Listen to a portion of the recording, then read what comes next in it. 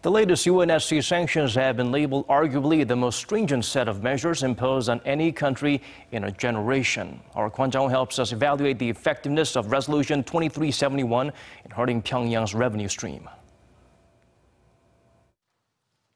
Hailed once again as the toughest ever sanctions on the regime, the UN Security Council have estimated that it will cost North Korea over $1 billion a year, effectively slashing its annual export revenue by a third. The sanctions include a full ban on outbound shipments of minerals, as well as limiting the number of North Korean laborers overseas and prohibiting new outside investments. The sanctions restrict foreign investment in North Korea by prohibiting new joint ventures and additional investment by existing venture firms. It's a blow for the regime as it was trying to attract global firms. However, as seen in previous instances, the effectiveness of these sanctions relies on how strictly they're implemented, mainly by North Korea's closest ally, China. Beijing's agreement to the resolution has been seen as its disapproval of Pyongyang's ICBM tests, as well as a goodwill gesture to Washington. However, whether China will show a goodwill action, not just goodwill gesture.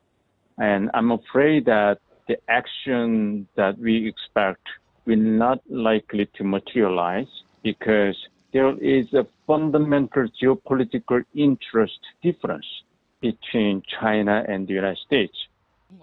More than 90% of North Korea's trade is with China, and although recent government figures from Beijing have shown that imports from North Korea have fallen since the last round of sanctions, experts warn that it's not the whole picture. When you analyze China-North Korea trade relationship, and when you follow after numbers, it's going to be a losing game all the way. Numbers can be changed and manipulated.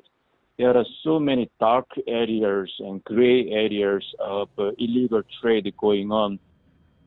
During a press briefing at the ASEAN Regional Forum on Monday, even the U.S. Secretary of State, Rex Tillerson, showed hints of doubt on how much of a real impact the sanctions will have on the regime. I think perhaps the more important element of that is just the message that this sends to North Korea of how unacceptable the entire international community finds what they're doing. North Korea, for its part, has condemned the sanctions.